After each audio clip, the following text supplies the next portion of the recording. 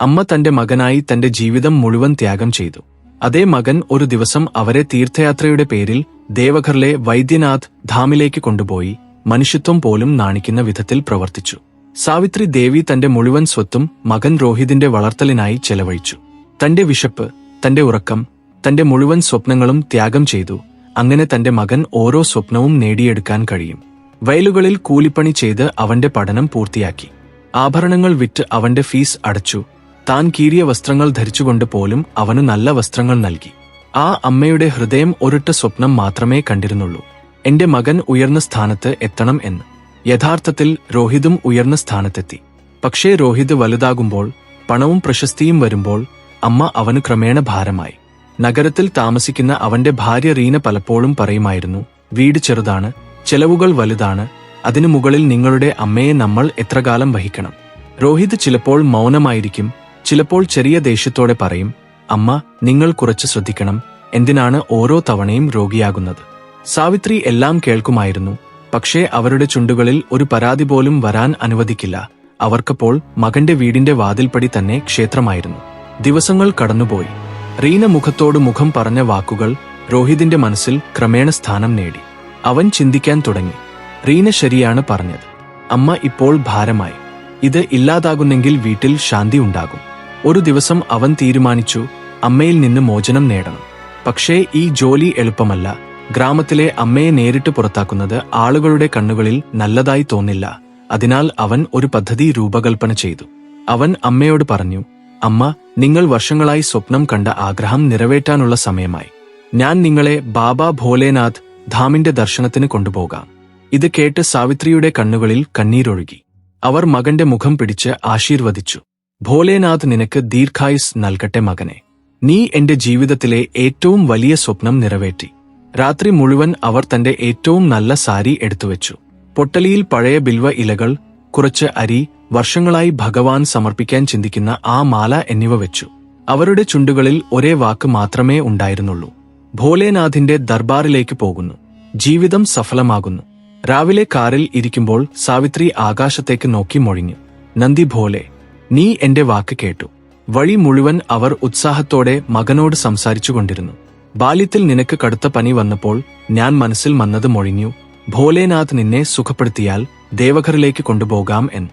ഇന്ന് നീ എന്നെ കൊണ്ടുപോകുന്നു. രോഹിത് വെറും ചിരിച്ചിരിച്ചു. അവനറിയാം അമ്മയുടെ സന്തോഷം താൽക്കാലികം മാത്രമാണ്. കാരണം മുന്നിലുള്ള അവന്റെ ഉദ്ദേശ്യം മറ്റൊന്നാണ്. ദേവഘർ അതിർത്തികളിലേക്ക് പ്രവേശിച്ചതോടെ അന്തരീക്ഷം മാറി. റോഡുകളിൽ ബോൾ ബം ജയകാരങ്ങൾ, കടകളിൽ ബിൽവ ഇലകളും പ്രസാദങ്ങളുടെ നിരകളും, ക്ഷേത്രഖണ്ഡകളുടെ ശബ്ദം. സാവിത്രിയുടെ കണ്ണുകൾ നിറഞ്ഞു. അവർ 2 കൈകളും കൂട്ടിച്ചേർത്ത് പറഞ്ഞു, ഭോലേനാഥ്, ഇന്ന് എന്റെ തപസ് പൂർത്തിയായി. പക്ഷേ അവർക്ക് എവിടെയാണ് അറിയുക, ഈ യാത്ര അവരുടെ ജീവിതത്തിലെ ഏറ്റവും വലിയ ഭാഗ്യമായി കരുതിയത് അവരുടെ ജീവിതത്തിലെ ഏറ്റവും വലിയ വേദനയായി മാറാൻ പോകുന്നു എന്ന്. സാവിത്രി ദേവി ബാബ ഭോലേനാഥ് ധാമിന്റെ ശിഖരം ദൂരെ നിന്ന് കണ്ടതോടെ അവരുടെ കാലുകളിൽ വിറയൽ തുടങ്ങി. കണ്ണുകൾ നിറഞ്ഞു, ചുണ്ടുകൾ മൊഴിഞ്ഞു. ഭോലേനാഥ്, ഒടുവിൽ നീ എന്നെ നിന്റെ ശരണത്തിലേക്ക് വിളിച്ചു. അവർ തന്റെ സാരി കൊണ്ട് കണ്ണീർ തുടച്ച് മകൻ രോഹിതിന്റെ കൈ പിടിച്ചു പറഞ്ഞു, മകനെ, നിന്നാലാണ് എന്റെ ജീവിതം സഫലമായത്. ഇത് ഞാൻ ചിന്തിക്കാത്ത സ്വപ്നം. രോഹിത് വെറും ചെറിയ ചിരി നൽകി. അകത്ത് അവനറിയാം, അമ്മയുടെ സന്തോഷം കുറച്ച് നിമിഷങ്ങളുടെ അതിഥി മാത്രമാണ്. ഭാര്യ റീന മുഖത്തോട് മുഖം പറഞ്ഞ വാക്കുകൾ അവന്റെ ഹൃദയത്തെ അത്രയും കഠിനമാക്കി. അമ്മയുടെ കണ്ണുകളിലെ മിന്നൽ പോലും ഇപ്പോൾ അവനു ഭാരമായി തോന്നി. ക്ഷേത്ര പ്രാങ്കണത്തിലെത്തി സാവിത്രി ജനക്കൂട്ടത്തിൽ ഒരു കുട്ടിയെപ്പോലെ എല്ലാ വശങ്ങളിലും നോക്കാൻ തുടങ്ങി.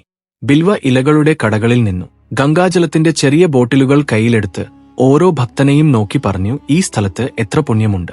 ഇന്ന് എന്റെ ആത്മാവ് തൃപ്തിപ്പെട്ടു. ജനക്കൂട്ടം വളരെയുണ്ട്. അതിനാൽ രോഹിത് അമ്മയോട് പറഞ്ഞു, അമ്മ, നിങ്ങൾ ഇവിടെ ഈ വിശ്രം ഭവനത്തിന്റെ പടികളിൽ ഇരിക്കൂ.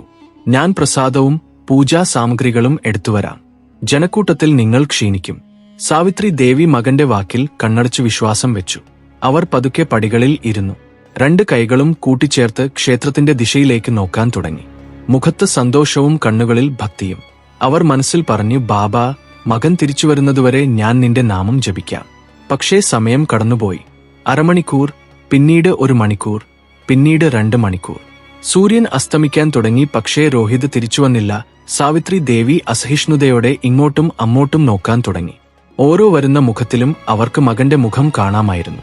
ചിലപ്പോൾ ഏതെങ്കിലും യുവാവ് അടുത്തുകൂടി കടന്നുപോയാൽ അവർ ചിന്തിക്കും ഇതെന്റെ രോഹിതാണ് എന്ന്. പക്ഷേ ഓരോ തവണയും അവരുടെ പ്രതീക്ഷ ഭംഗപ്പെടും. ക്രമേണ അവരുടെ ഹൃദയത്തിൽ സംശയം ഒരു തീപ്പൊരി ജനിച്ചു. എവിടെയെങ്കിലും രോഹിത് എന്നെ വിട്ടുപോയോ? ഈ ചിന്ത വന്നതോടെ അവരുടെ മുഴുവൻ ശരീരത്തിലും വിറയൽ ജനിച്ചു. പക്ഷേ അടുത്ത നിമിഷത്തിൽ അവർ തന്നെത്താൻ ആശ്വസിപ്പിച്ചു. ഇല്ല, എന്റെ മകൻ അങ്ങനെ ചെയ്യില്ല. ഞാൻ എന്റെ രക്തം കുടിപ്പിച്ച് വളർത്തിയവനാണ് അവനെ. അവൻ എന്നെ ഒറ്റയ്ക്ക് എങ്ങനെ വിട്ടുപോകും? രാത്രി ഇറങ്ങി. ക്ഷേത്ര ശിഖരത്തിൽ വിളക്കുകൾ തെളിഞ്ഞു. ഭക്തർ തിരിച്ചുപോകാൻ തുടങ്ങി.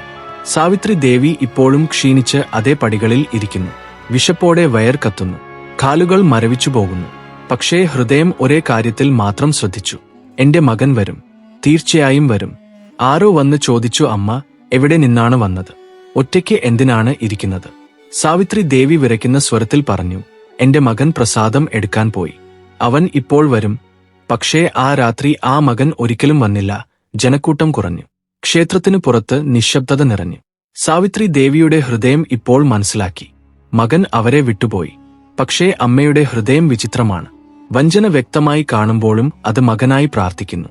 ഭോലേനാഥ്, എന്റെ രോഹിത് എവിടെയാണെങ്കിലും സുഖമായിരിക്കട്ടെ. അവൻ എന്നെ ഭാരമായി കരുതിയെങ്കിൽ ബഹുശാ ഇതെന്റെ ഭാഗ്യമാണ്. കണ്ണുകളിൽ നിന്നൊഴുകുന്ന കണ്ണീരിനിടയിൽ അവർ ബാബാ ധാമിന്റെ ശിഖരത്തിലേക്ക് നോക്കി പതുക്കെ പറഞ്ഞു, ഇപ്പോൾ എന്റെ ജീവിതം നിന്റെ കൈകളിലാണ് ഭോലെ. ദേവഘർ രാത്രി ആ ദിവസം അസാധാരണമായി തണുപ്പായിരുന്നു. ക്ഷേത്ര പ്രാങ്കണത്തിനു പുറത്ത് ക്രമേണ ജനക്കൂട്ടം കുറഞ്ഞു. ദൂരെ ദൂരെ നിന്ന് വന്ന ഭക്തർ തങ്ങളുടെ സ്ഥലങ്ങളിലേക്ക് തിരിച്ചുപോകുന്നു. ഘണ്ടകളുടെ ശബ്ദം നിന്നു. മുഴുവൻ അന്തരീക്ഷത്തിലും ഒരു വിചിത്ര നിശബ്ദം നിറഞ്ഞു. പടികളിൽ ഇരിക്കുന്ന സാവിത്രി ദേവി ഇപ്പോൾ കല്ല് പ്രതിമ പോലെ തോന്നുന്നു. കണ്ണുകളിൽ നിന്ന് കണ്ണീർ ഒഴുകി ഉണങ്ങി. ഗലം പൂർണ്ണമായും അടഞ്ഞു. മനസ്സിൽ ഒരേ ചോദ്യം പലതവണ ജനിക്കുന്നു. യഥാർത്ഥത്തിൽ എന്റെ മകൻ എന്നെ വിട്ടുപോയോ? പക്ഷേ രാത്രി ആഴമാകുന്നതിനനുസരിച്ച് ഈ വിഷയം ബഹുശാ ഗ്ലാസ് ക്ഷണം പോലെ പൊട്ടി അവരുടെ ഹൃദയത്തെ രക്തമൊഴുക്കുന്നു. ക്രമേണ ക്ഷേത്രപടികളിൽ ചുറ്റുന്ന നായകൾ, ദൂരെ എവിടെയോ തീയിന് ചൂട് പിടിക്കുന്ന ചില ഭിക്ഷക്കാർ, ഇടയ്ക്കിടെ പൂജാരിയുടെ പതുക്കെയുള്ള സ്വരങ്ങൾ മാത്രം സഹചാരികളായി അവശേഷിച്ചു. ക്ഷീണിച്ച് സാവിത്രി ക്ഷേത്രപടികളിൽ തന്നെ കിടന്നു. ആകാശത്തേക്ക് നോക്കി പറഞ്ഞു, ഭോലേനാഥ്, ഞാൻ രോഹിതിനെ ജന്മം നൽകിയപ്പോൾ ഒരു ദിവസം അവന്റെ പ്രേമം ഇങ്ങനെ അവസാനിക്കുമെന്ന് ചിന്തിച്ചില്ല. പക്ഷേ ഞാൻ നിന്നെ വിട്ടുപോകില്ല. മകൻ എനിക്ക് സഹായം ചെയ്യാത്തെങ്കിൽ ഇപ്പോൾ നീയാണ് എന്റെ സഹായം. രാത്രി 3-ാം പ്രഹരത്തിൽ പെട്ടെന്ന് അവരുടെ ശരീരത്തിനു മുകളിൽ ആരോ പതുക്കെ കൈകൊണ്ട് തൊട്ടു.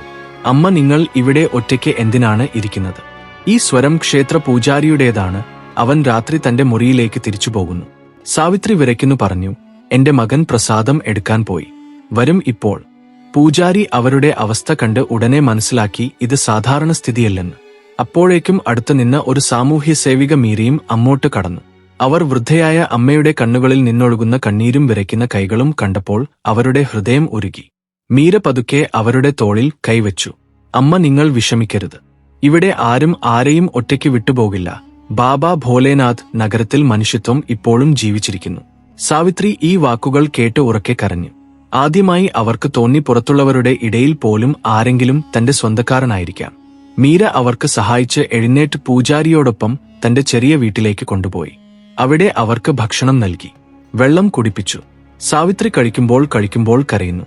ഇന്നുവരെ ഞാൻ മകനു ഭക്ഷണം നൽകി തൃപ്തിപ്പെട്ടിരുന്നു. ഇന്ന് ആദ്യമായി പുറത്തുള്ളവർ എനിക്ക് ഭക്ഷണം നൽകുന്നു. ആ രാത്രി അവർ കിടക്ക മാറ്റുമ്പോൾ ഇതേ ചിന്തിച്ചു. ഏത് മകനെ വളർത്താൻ ഞാൻ എന്റെ ജീവിതം ചെലവഴിച്ചോ അവനെ തന്നെ എന്നെ വിട്ടുപോയി. പക്ഷേ ബഹുശാ ഭഗവാൻ ഇതേ ആഗ്രഹിച്ചു, ഞാൻ ഇപ്പോൾ എന്റെ കാലുകളിൽ നിൽക്കണം എന്ന്. ആരുടെയും സഹായമില്ലാതെ. രാവിലെ ആദ്യ കിരണം ദേവഘർ ആകാശത്തെ സ്വർണ്ണമയമാക്കുമ്പോൾ അപ്പോൾ സാവിത്രി ദേവി മീരയുടെ ചെറിയ വീടിന്റെ അങ്കണത്തിൽ ഇരിക്കുന്നു. മുൻ രാത്രിയിലെ ക്ഷീണവും കണ്ണീരും അവരുടെ കണ്ണുകളെ ചുവപ്പിച്ചു. പക്ഷേ ഹൃദയത്തിൽ എവിടെയോ ഒരു പുതിയ സങ്കല്പം ജനിച്ചു. മീര അവരുടെ അടുത്തിരുന്ന് പറഞ്ഞു, നമ്മുടെ ജീവിതം ഒരൊറ്റ വ്യക്തിയുടെ സഹായത്തിൽ നിൽക്കില്ല. നീ അവന് മുഴുവൻ ത്യജിച്ചു. അവനെ തന്നെ വിട്ടുപോയി. ഇപ്പോൾ ഭഗവാൻ നിന്നെ മറ്റൊരു വഴി കാണിക്കാൻ ഇവിടെ അയച്ചു. സാവിത്രി ദേവി അവരെ നോക്കി. അവരുടെ മുഖത്ത് അസംഖ്യം രേഖകളുണ്ട്. പക്ഷേ അകത്ത് ഒരു ദൃഢത മിന്നുന്നു. അവർ പതുക്കെ പറഞ്ഞു, ബേട്ടി, സത്യം പറയട്ടെ, അപ്പോൾ ഞാൻ ആരുടെയും ഭാരമാകില്ല. ഞാൻ എന്റെ കൈകളാൽ സമ്പാദിച്ച് ജീവിക്കാൻ ആഗ്രഹിക്കുന്നു. ഭഗവാന്റെ നാമം മാത്രം എന്റെ കൂടെ ഉണ്ടാകണം. ഇവിടെ നിന്ന് അവരുടെ പുതിയ യാത്ര തുടങ്ങി. മീരയും പൂജാരിയും കൂടി അവർക്ക് ക്ഷേത്രത്തിനു പുറത്ത് ചെറിയ സ്ഥലം നൽകി. ഒരു പഴയ കൊട്ടയും കുറച്ച് പൂക്കളും എടുത്ത് സാവിത്രി ബാബാ ഭോലേനാഥിന്റെ വാതിലിനരികെ പൂക്കൾ വിൽക്കാൻ തുടങ്ങി. ആദ്യ ദിവസം അവരുടെ ഭയം വ്യക്തമായി കാണാമായിരുന്നു.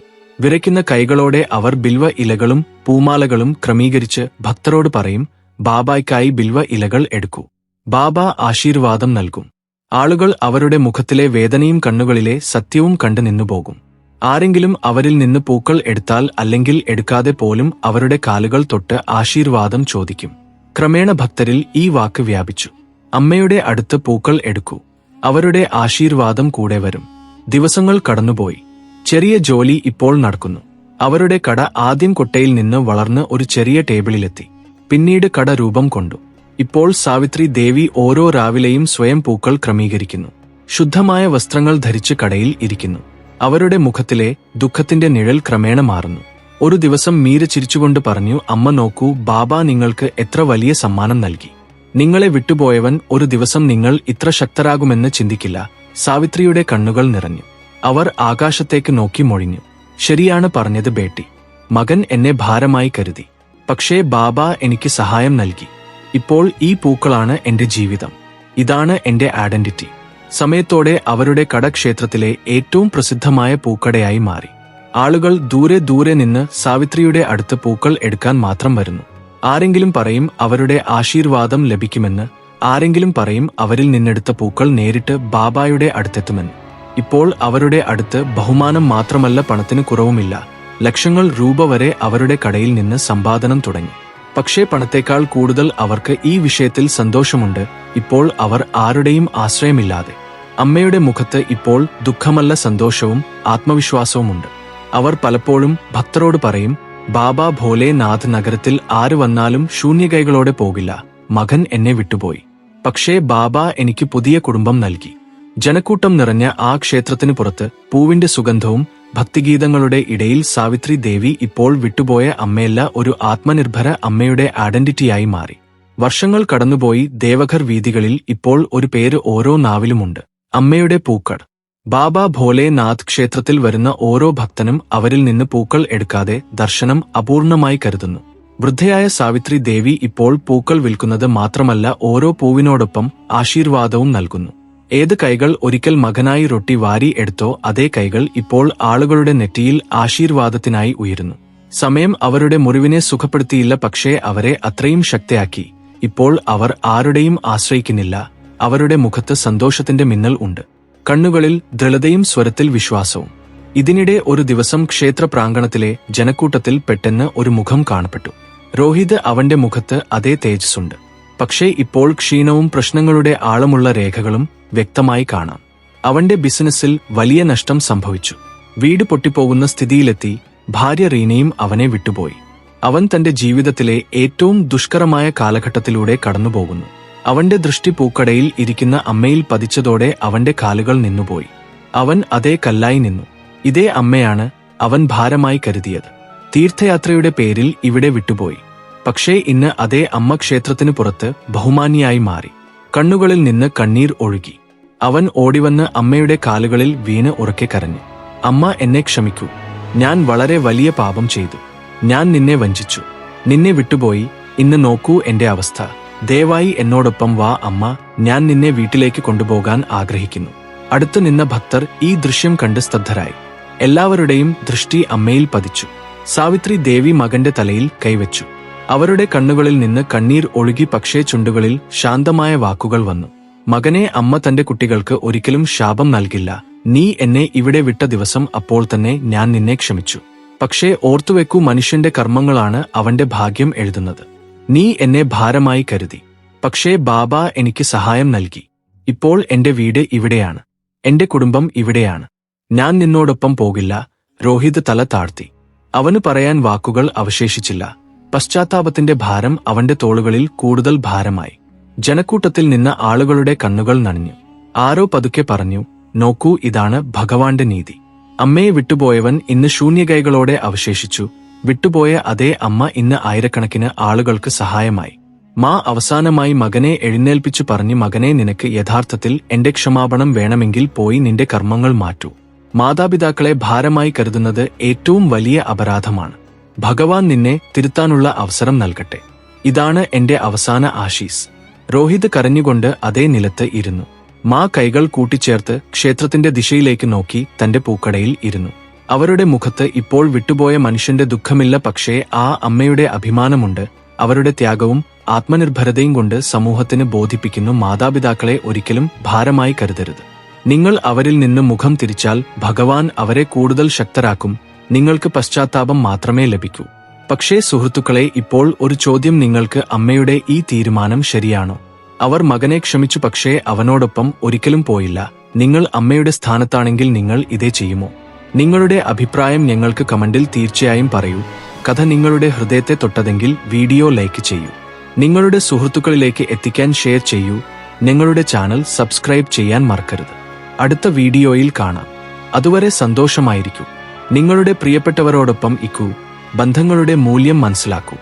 ജയ് ഹിന്ദ്, ജയ് ഭാരത്.